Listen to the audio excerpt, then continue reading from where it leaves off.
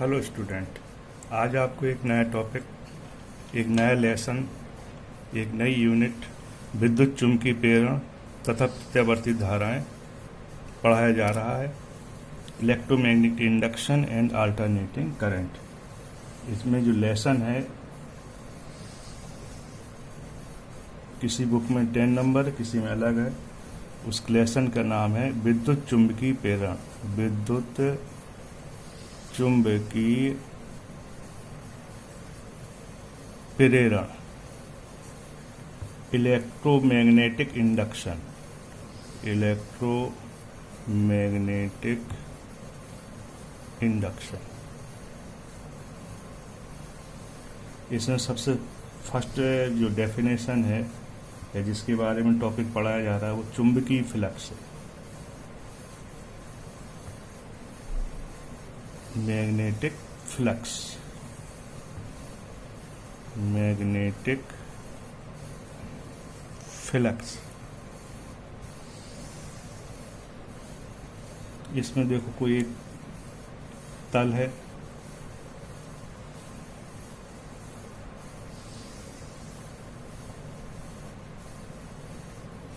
ये तल पर खींचा गया लंब है, ये तल पर खींचा गया लंब है, perpendicular drawn on plane. Magnetic lines of force हैं, चुंबकीय क्षेत्र है या चुंबकीय फ्लक्स रेखाएं हैं जो तल के लंबवत हैं। इस टाइप से चुंबकीय जो बल रेखाएं हैं इस तल के कैसे हैं, परपेंडिकुलर हैं। और इस वाले केस में जो डेफिनेशन होगी, वास्तव में चुंबकीय फ्लक्स चुंबकीय क्षेत्र का ही गुण है।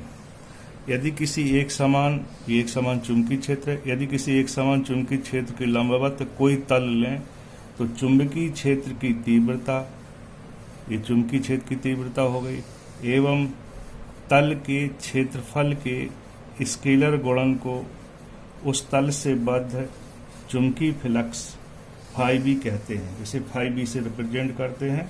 Phi B is equal to B vector dot A vector. यहाँ देखिए, ये तल पर खींचा गया लंब चुंबकीय क्षेत्र से थीटा कोण बना रहा है, तो यहाँ पर क्या फार्मूला हो जाएगा, दोनों के स्केलर गुणन के बराबर है। तो चुंबकीय क्षेत्र की तीव्रता और तल के क्षेत्रफल का जो स्केलर गुणन है, इस तल से रेखाएं इससे गुजर रही हैं, तो बी ए कॉस थीटा हो जाएगा यहाँ पर। और थीटा कितना है, थीटा यहाँ पर 0 डिग्री है, तो phi B is equal to V A cos 0।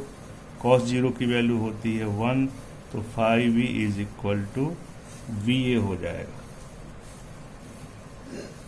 अब देखिए सेकंड केस, देखिए तल पर खींचा गया लंब, ये कोई प्लेन हो गया, तल पर खींचा गया लंब हो गया, इसकी एक्सिस हो गई, और चुंबकीय क्षेत्र से कितना कोण बना रहा है, थीटा कोण बना रहा है। ये मैग्नेटिक लाइन्स ऑफ फोर्स हैं, एक समान चुंबकीय क्षेत्र है। इस चुंबकीय क्षेत्र से तल पर खींचा गया लंब थीटा कोण बना रहा है। इस वाले केस में ये फर्स्ट केस हो गया, चित्र नंबर एफ, चित्र बा हो गया या बी हो गया। तो इस वाले केस में इस तल से बद्ध चुंबकीय फ्लक्स क्या होगा, phi B is equal to V vector dot A vector is equal to V A cos theta. यहाँ पर कोण कितना बन रहा है, थीटा कोण बन रहा है। तल पर खींचा गया लंब और इसके बीच में कोण कितना बन रहा है, थीटा बन रहा है। ये फार्मूला हो जाएगा। सपोज करो तल पर खींचा गया लंब, ये तल पर खींचा गया लंब है और ये चुंबकीय क्षेत्र है। तल कैसा है, चुंबकीय क्षेत्र के समांतर है। चुंबकीय क्षेत्र इस तरफ है तो ये प्लेन कैसा है, इसके पैरेलल में समांतर है। तो तल पर खींचा गया लंब कितना कोण दिख रहा है, ये जो कोण है वो 90 डिग्री का कोण है। तो तल पर खींचा गया जो कोण है वो थीटा कितना हो जाए, थीटा बराबर 90 डिग्री हो जाए, तब इससे से होकर गुजरने वाली फ्लक्स रेखाएं क्या होंगी, या चुंबकीय फ्लक्स क्या होगा, B A cos 90 is equal to 0। इस तल से कोई फ्लक्स रेखाएं नहीं गुजर रही। वैसे ही देखो क्लियर हो रहा है, ये चुंबकीय क्षेत्र कैसा इस तरफ है, और तल ये चुंबकीय क्षेत्र मान लो ये पेन रखे हुए हैं, और तल ऐसा है, तो इस तल से होकर कुछ भी चुंबकीय फ्लक्स नहीं निकलेगा। अगर तल कैसा है, इसकी लंबवत है, तो ये चुंबकीय फ्लक्स रेखा इससे होकर गुजरेंगी। इस वाले केस में चुंबकीय क्षेत्र इसके तल पर खींचा गया लंब कितना कोण बना रहा है, 0 डिग्री का कोण बना रहा है। थोड़ा सा तिरछा कर दीजिए इसको, तो यहाँ से कुछ कोण बनने लगेगा, वो कोण कितना हो जाएगा, थीटा हो जाएगा। एम के एस पद्धति में चुंबकीय फ्लक्स फाई बी का मात्रक वेबर होता है, वेबर। एक इसका दूसरा मात्रक भी होता है न्यूटन मीटर पर एम्पियर, न्यूटन मीटर पर एम्पियर। सीजीएस पद्धति में फाई बी का मात्रक क्या होता है, मैक्सवेल होता है,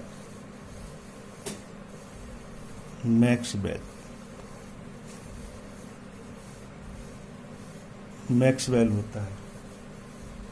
1 weber is equal to 10 to power 8 maxwell. तो 1 maxwell is equal to 10 to power -8 weber. अगर चुंबकीय फ्लक्स का फाई बी का बीमी सूत्र निकालना चाहें, तो कैसे निकलेगा। यहाँ देखिए न्यूटन मीटर पर एम्पियर है, तो न्यूटन का बीमी सूत्र होता है mL/T-2, मीटर का हो गया L अपॉन यहाँ कितना है, एम्पियर का A हो जाएगा। तो फार्मूला क्या हो जाएगा, mL/2T-2A-1। ये फाई बी का माने चुंबकीय फ्लक्स का बीमी सूत्र हो गया। अब आपको पढ़ना है विद्युत चुंबकीय प्रेरण, विद्युत चुंबकीय प्रेरण। इसी में एक डेफिनेशन निकल के आएगी, प्रेरित विद्युत वाहक बल, प्रेरित विद्युत वाहक बल। इसके लिए फैराडे ने अनेक प्रैक्टिकल किए। उन्होंने एक बार क्या करा, एक कॉइल ली, कुंडली ली, जिसमें गैलोमीटर लगा हुआ था, गैलोमीटर माने धारा मापी। ये कुंडली हो गई, ये धारा मापी। एक चुम्बक ली। उन्होंने बहुत समय तक प्रैक्टिकल किया। इसके बाद उन्होंने ये देखा चुंबक और कुंडली के बीच सापेक्ष गति कराई जाती है, तो इस कुंडली के परपथ में एक प्रेरित विद्युत वाहक बल उत्पन्न हो जाता है, विद्युत वाहक बल उत्पन्न हो जाता है, जिसे हम प्रेरित विद्युत वाहक बल कहते हैं। यदि इस कुंडली का सर्किट क्लोज्ड है, परपथ बंद है, तो इसमें एक धारा भी प्रोड्यूस होती है, जिसे प्रेरित धारा कहते हैं, प्रेरित धारा कहते हैं।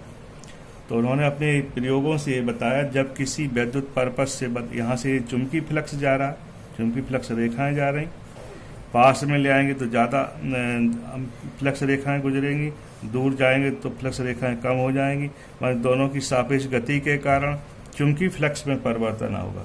तो यह रिजल्ट आया, ये बताया जब किसी विद्युत पर्पस से गुजरने वाली चुंबकीय फ्लक्स रेखाओं की संख्या अथवा चुंबकीय फ्लक्स में परिवर्तन होता है, तो उस पर्पस से बद्ध एक विद्युत वाहक बल उत्पन्न हो जाता है, जिसे प्रेरित विद्युत वाहक बल कहते हैं।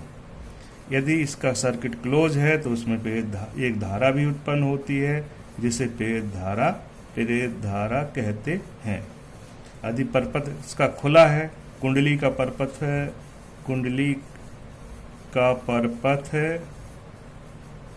खुला है, ओपन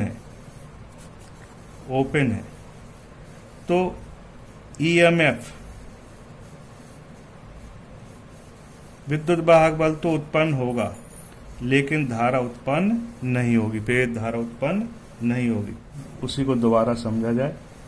ये कुंडली है, तांबे की कुंडली है।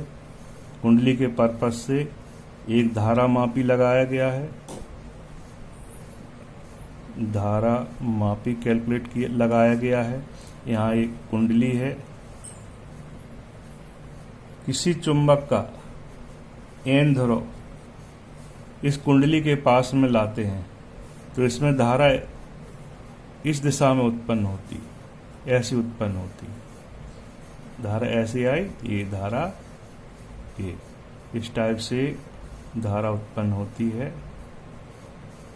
तो यहाँ कौन सा पोल बन जाता है? एन पोल बन जाता है। अगर धारा इस सर्कुलर लूप को देखें, वृत्तीय लूप को देखें, और धारा अगर कैसी दिशा में बह रही है? एंटी क्लॉकवाइज, तो कौन सा ध्रुव उत्पन्न होगा? एन पोल, उत्तरी ध्रुव होगा।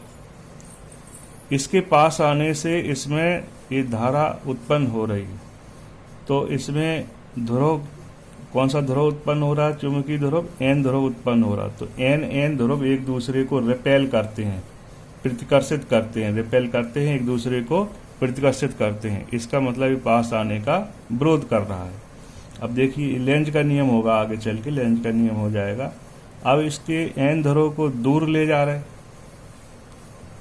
जैसे ही दूर ले जाने लगते हैं तो इस कुंडली में धारा की दिशा चेंज हो जाती है। अब धारा की दिशा इस तरफ हो जाएगी, ऐसे धारा प्रवाहित होने लगती है, ऐसे जा रही, ये एकदम अपोजिट हो जाएगी धारा की दिशा। तो यहाँ एस बन जाता है। इसमें लूप को देखने से एंटी क्लॉकवाइज में बह रही थी, आपको इस लूप को यहाँ से देखें, इस तरफ से देखें तो क्लॉकवाइज दिशा में धारा इस टाइप से प्रवाहित होने लगती है। तो यहाँ पर कौन सा ध्रुव बन जाता है? एस ध्रुव बन जाता है। एस ध्रुव माने साउथ पोल बन जाता है। नॉर्थ और साउथ पोल एक दूसरे को अट्रैक्ट करते हैं, आकर्षित करते हैं। तो ये दूर जाने का, या इसके दूर जाने के कारण इसमें धारा उत्पन्न हो रही है, तो दूर जाने का भी विरोध कर रहा है। इसको भी लेंज का नियम कहते हैं। आगे पढ़ाया जा रहा है, आपको बताया भी जा रहा है।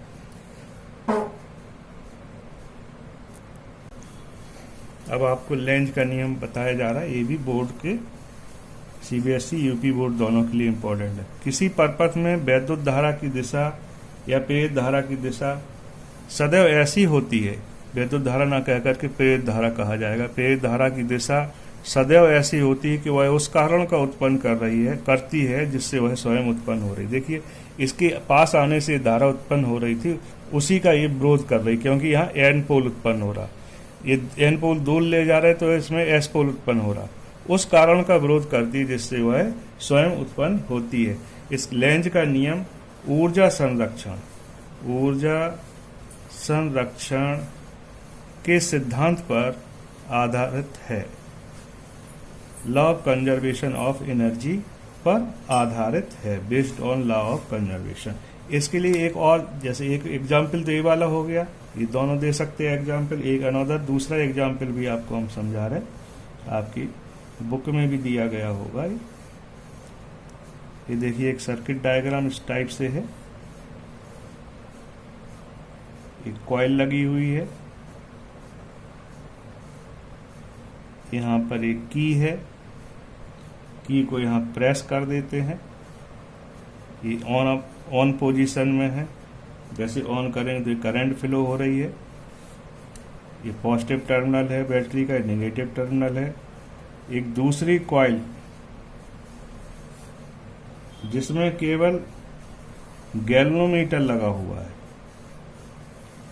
इस वाली कॉइल में बैटरी लगी है, कुंजी लगी है, कुंजी माने की जिसे बोलते हैं ऑन ऑफ वाली, इस समय ऑन पोजीशन में है। और यहाँ पर गैल्वोमीटर है, इस गैल्वोमीटर में, गैल्वोमीटर माने धारा मापी है। जैसे इसकी कुंजी ऑन करते हैं, ऑन कर दे माने इससे टच कराते हैं तो इसमें करंट नेगेटिव टर्मिनल से पॉजिटिव टर्मिनल माने इस तरफ धारा बहने लगती है, तो ये धारा प्रवाहित होने लगती है।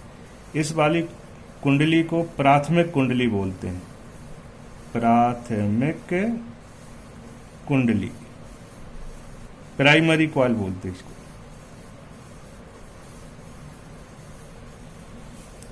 और इस वाली कुंडली को सेकेंडरी कॉइल या द्वितीयक कुंडली बोलते हैं, द्वितीयक कुंडली। द्वितीयक कुंडली हो गई। जैसे इसमें करंट फ्लो होती है तो इसमें जो दूसरी कुंडली है, द्वितीयक कुंडली है, इसमें अपोजिट डायरेक्शन में करंट फ्लो होने लगती। कैसे पता चलता? इस धारा मापी की नीडल से पता चलता है। इसकी जो नीडल है, इस कोई भी गैल्वोमीटर है, उसकी जो नीडल है सामान्य पोजीशन में 0 पर होती है। ऐसे बने रहते हैं इसमें, इस तरफ ए स्केल इसकी रहती है ए 0 पोजीशन में। जैसे इसमें इसको टच कराते हैं तो इसमें जो विक्षेप है ये ऐसे हो जाता है। ऐसे होने का मतलब धारा इस दिशा में बहने लगती है। इस धारा के कारण, ये मेन करंट है, मुख्य धारा है, ये मुख्य धारा है। ऊपर वाली प्राइमरी कॉइल में, प्राथमिक कुंडली में मुख्य धारा है, तो इसमें जो धारा उत्पन्न हो रही, इस धारा के कारण उत्पन्न हो रही। लेकिन क्या है, ये धारा, मुख्य धारा इस डायरेक्शन में जा रही है, लेफ्ट से राइट में जा रही है। इसमें लेफ्ट, राइट से लेफ्ट में जा रही, माने इसका ऊपर वाली धारा का, जो ऊपर वाली कुंडली है उसकी धारा का नीचे वाली कुंडली में धारा इस दिशा में जा रही, माने ये वाली धारा विरोध कर रही, उसका अपोज कर रही, जिससे उत्पन्न हो रही उसी का अपोज कर रही है। तो इस वाली धारा को क्या बोलते हैं? प्रेरित धारा कहते हैं। इसके प्रेरण के कारण उत्पन्न हुआ ये प्रेरित धारा। प्रेरित धारा सदैव ऐसी उस दिशा में बहती है जिस कारण से वह स्वयं उत्पन्न होती है। यही लेंज का नियम है। तो ये प्राइमरी कॉइल हो गई, पी लिखते हैं प्राइमरी कॉइल को। सेकेंडरी कॉइल को एस से लिख देते हैं। अब सपोज करो इसकी पोलैरिटी चेंज कर दें। पोलैरिटी चेंज ना करो, छोड़ो, पोलैरिटी चेंज ना करो। जैसे इसको ऑफ करते हैं, अभी ऑन पोजीशन में, जैसे इसको ऑफ करेंगे तो इसमें करंट कितनी हो जाएगी? 0 हो जाएगी। ऊपर वाली कॉइल में करंट 0 हो जाएगी। इसको हम ऐसे समझ सकते हैं दोबारा में। सपोज करो ये कॉइल है, ये बैटरी लगी हुई है और की को आपने ऑफ मोड पे ला दिया। यहाँ कौन से मोड में है? ऑन मोड में है।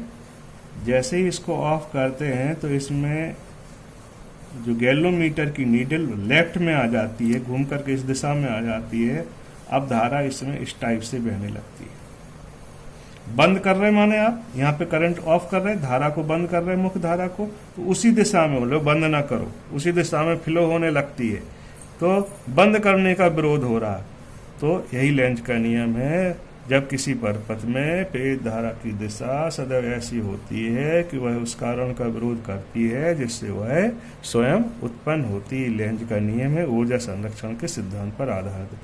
आपको एक एग्जाम्पल ये दे दिया, दूसरा एग्जाम्पल ये भी दे सकते हैं। एग्जाम में पूछा जाता है लेंज का नियम बताइए, किस सिद्धांत पर आधारित है और प्रयोग द्वारा इसकी व्याख्या कीजिए। अब आपको पढ़ना है फैराडे के विद्युत चुम्बकी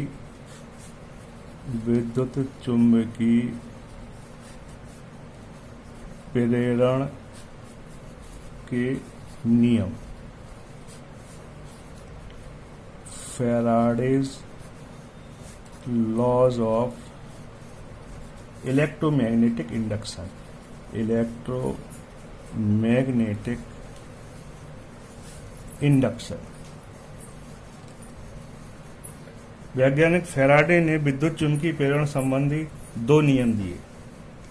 पहला नियम फर्स्ट लॉ, प्रथम नियम। इस नियम को न्यूमैन का नियम भी कहते हैं। इसका दूसरा नाम न्यूमैन का नियम भी कहते हैं। पहले नियम वैज्ञानिक फेराडे ने पहले नियम में ये बताया, जब किसी विद्युत परपथ से बद्ध चुंबकीय फ्लक्स में परिवर्तन होता है तो परपथ में एक विद्युत वाहक बल उत्पन्न हो जाता है जिसे प्रेरित विद्युत वाहक बल कहते हैं, जिसका परिमाण चुंबकीय फ्लक्स परिवर्तन की ऋणात्मक दर के बराबर होता है। जो प्रेरित विद्युत वाहक बल उत्पन्न होता है उसका जो मैग्नीट्यूड होता है चुंबकीय फ्लक्स परिवर्तन की ऋणात्मक दर के बराबर होता है। इसे न्यूमैन का भी नियम कहते हैं। मान ले रहे किसी परपथ से बद्ध है डेल्टा टी समयांतराल में, समयांतराल हो गया डेल्टा टी, समयांतराल में चुंबकीय फ्लक्स में परिवर्तन डेल्टा फाई भी है। तो परिभाषा से चुंबकीय प्रेरित विद्युत वाहक बल, प्रेरित विद्युत वाहक बल, प्रेरित विद्युत वाहक बल E is equal to minus delta phi V upon delta T चुंबकीय फ्लक्स परिवर्तन की ऋणात्मक दर के बराबर होता है। ऋण चिन्ह ये दर्शाता है कि प्रेरित विद्युत वाहक बल चुंबकीय फ्लक्स परिवर्तन की दर का विरोध करता है। ये लेंज का नियम होगा, जिससे उत्पन्न हो रहा है उसी का ये विरोध करता है। ये नेचर का नियम ही है सभी लोगों का, जिससे जो चीज उत्पन्न करती होती है उसी का वो विरोध करने लगती है। यदि delta T tends to zero, यदि समय अंतराल बहुत कम है, अनंत सूक्ष्म है, तब प्रेरित विद्युत वाहक बल minus D phi V upon D T. यदि परपथ है एन फेरों वाली कोई कॉइल है, कोई कुंडली है, फेरों की संख्या हो गई, फेरों की संख्या कोई कुंडली है जिसमें फेरों की संख्या इस कैपिटल एन है, तब उसमें उत्पन्न प्रेरित विद्युत वाहक बल minus N D five V upon D T. इसको ऐसे भी लिख सकते हैं T N delta N five V upon D T, जहां पर एन फाइव उत्पन्न कुल चुंबकीय फ्लक्स हो जाएगा। उसमें कितना चुंबकीय फ्लक्स है, कुल चुंबकीय फ्लक्स हो जाएगा। इसका नाम है फ्लक्स ग्रंथिताओं की संख्या, फ्लक्स ग्रंथिताओं की संख्या, number of flux linkages, number of flux linkages, flux ग्रंथिताओं की संख्या होती है। इसकी यूनिट जो होती है, मात्रक होता है वेबर टर्न, इसका मात्रक होता है वेबर टर्न। अब ये पहले नियम की व्याख्या भी की जा रही है।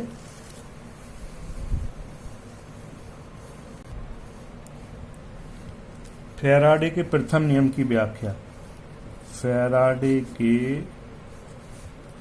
प्रथम नियम की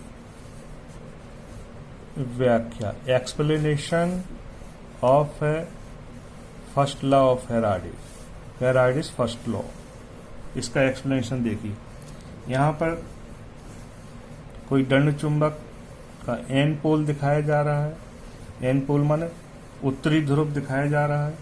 ये इससे कुछ निश्चित दूरी पर एक कॉइल रखी है, कॉइल का पहला मान लो शुरुआत वाला सिरा यहाँ दिख रहा है, ये कॉइल रखी है, कुंडली का सिरा दिख रहा है, एक कॉइल रखी मान लीजिए।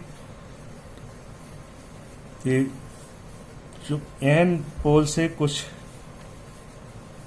चुंबकीय फ्लक्स रेखाएं होकर गुजर रही हैं, कुछ निश्चित फ्लक्स रेखाएं इससे होकर के गुजर रही हैं। ये मान लो फिगर नंबर ए हो गया। ये सेकंड नंबर ये फिगर हम बना रहे हैं। चुंबक के एन ध्रुव को कॉइल के पास ले आए या कॉइल को इधर लाएं। सपोज करो कॉइल को चुंबक के पास लाते हैं, तब क्या होता है, इस कॉइल से होकर गुजरने वाली चुंबकीय फ्लक्स रेखाओं की संख्या बढ़ जाती है। ये मैग्नेटिक लाइन्स ऑफ फोर्स इससे होकर जाने वाली, यहाँ पर कितनी जा रही, 2 जा रही, 3 जा रही, मतलब 3। यहाँ फ्लक्स रेखाओं की संख्या कैसी हो जाती है, ज़्यादा हो जाती है। माने ये चुंबकीय फ्लक्स रेखाओं की संख्या में परिवर्तन हुआ। जैसे ही परिवर्तन होता है तो इसमें एक प्रेरित विद्युत वाहक बल, ये प्रेरित विद्युत वाहक बल उत्पन्न हो जाता है। अगर कुंडली का परपथ बंद है तो प्रेरित धारा भी उत्पन्न होगी। अगर कैसा है परपथ, क्लोज्ड है, बंद है। अगर परपथ कैसा है, ओपन है, तो प्रेरित विद्युत वाहक बल तो उत्पन्न होता है लेकिन प्रेरित धारा उत्पन्न नहीं होगी। इसमें क्या कराया जाता है, चुंबक और कुंडली, जो देखो इसको या दोनों के ऐसे रिलेटिव मोशन कराएं, सापेक्ष गतियां कराएं, तब भी चुंबकीय फ्लक्स में परिवर्तन होगा। किसी एक को एन पोल को कुंडली के पास ले आएं अथवा कुंडली को एन पोल के पास में ले जाएं, तब भी चुंबकीय फ्लक्स में परिवर्तन होगा। जैसे ही चुंबकीय फ्लक्स में परिवर्तन होगा तो प्रेरित विद्युत वाहक बल, ये प्रेरित विद्युत वाहक बल उत्पन्न होगा। अगर परपथ बंद है तो प्रेरित धारा भी उत्पन्न होगी, परपथ खुला है तो प्रेरित विद्युत वाहक बल तो उत्पन्न होगा लेकिन प्रेरित धारा उत्पन्न नहीं होगी। अब देखिए एक क्वेश्चन और है इस वाले केस में, यदि चुंबक और कुंडली को एक साथ एक ही दिशा में गति कराएं, ये मान लो कोई एक कॉइल है, ये चुंबक है, दोनों को एक साथ गति कराएं, इनके बीच में रिलेटिव मोशन नहीं हो रहा। सपोज करो इससे 10 मैग्नेटिक लाइन फोर्स निकल रही, कितनी निकल रही, 10 रेखाएं, चुंबकीय फ्लक्स रेखाएं निकल रही, तो दोनों को एक साथ किसी ट्रॉली में रख के गति कराएं तो रेखाएं की संख्या 10 ही रहेगी। गति हो रही है लेकिन संख्या कुंडली के परपथ से बद्ध चुंबकीय फ्लक्स रेखाओं में परिवर्तन नहीं हो रहा। जब चुंबकीय फ्लक्स रेखाओं में परिवर्तन नहीं होता है, चुंबकीय फ्लक्स में परिवर्तन नहीं होता है तो प्रेरित विद्युत वाहक बल शून्य। ये बात सूत्र से भी समझ में आ रही है, इस वाले सूत्र से भी ये समझ में आ रही, चुंबकीय फ्लक्स में अगर परिवर्तन नहीं हो रहा है तो प्रेरित विद्युत वाहक बल उत्पन्न नहीं होगा और प्रेरित धारा भी उत्पन्न नहीं होगी। फैराडे का जो द्वितीय नियम है, सेकंड लॉ है, बहुत सरल है, पढ़ चुके हैं हम लोग। द्वितीय नियम, उसको बस अरेंज करके लिखना है, सेकंड लॉ, और इसको लेंज का नियम भी कहते हैं, इसको लेंज का नियम भी कहते हैं। बहुत सरल है इसकी डेफिनेशन।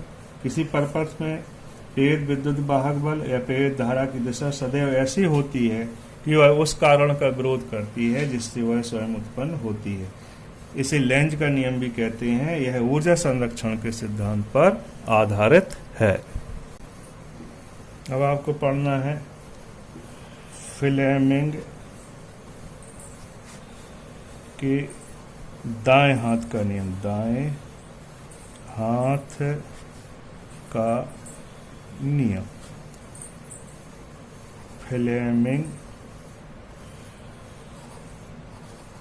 फ्लेमिंग्स राइट हैंड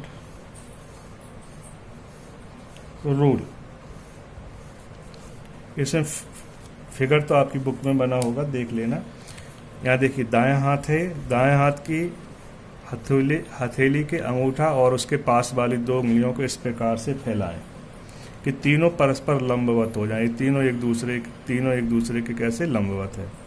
तो जो तर्जनी उंगली है, जो 4 फिंगर कहते हैं इसको, फर्स्ट फिंगर कहते हैं, तर्जनी उंगली कहते हैं, पहली उंगली भी कहते हैं, ये वाली उंगली चुंबकीय क्षेत्र की दिशा को दर्शाती है और अंगूठा थंब चालक की गति की दिशा को दर्शाता है और मध्यमा उंगली प्रेरित धारा की दिशा को, बीच वाली उंगली प्रेरित धारा की दिशा को व्यक्त करती है। ये फ्लेमिंग के दाएं हाथ का नियम है। फ्लेमिंग के बाएं हाथ का नियम पढ़ा चुके हैं। इसमें क्या अंतर होता है? इसमें प्रेरित धारा बाएं हाथ का नियम है, फ्लेमिंग के बाएं हाथ का नियम चुंबकीय क्षेत्र की दिशा, किस चालक पर कार्य करने वाली या आवेश पर कार्य करने वाली बल की दिशा और एक प्रेरित धारा की दिशा, तीनों एक दूसरे के लंबवत होते हैं। तो इस दाएं हाथ में बी गति की दिशा, मोशन, और आई की दिशा, बी आई कॉमन है दोनों में। यहाँ ये फोर्स है, यहाँ क्या है, मोशन है, गति की दिशा है। फ्लेमिंग के जो दाएं हाथ का नियम है प्रेरित धाराओं के लिए सत्य है। इससे प्रेरित धाराओं की दिशा ज्ञात की जाती है। और फ्लेमिंग के जो बाएं हाथ का नियम है, वास्तविक धारा, इसमें रियल करंट वास्तविक धाराओं के लिए सत्य है, ये आपको जानना जरूरी है।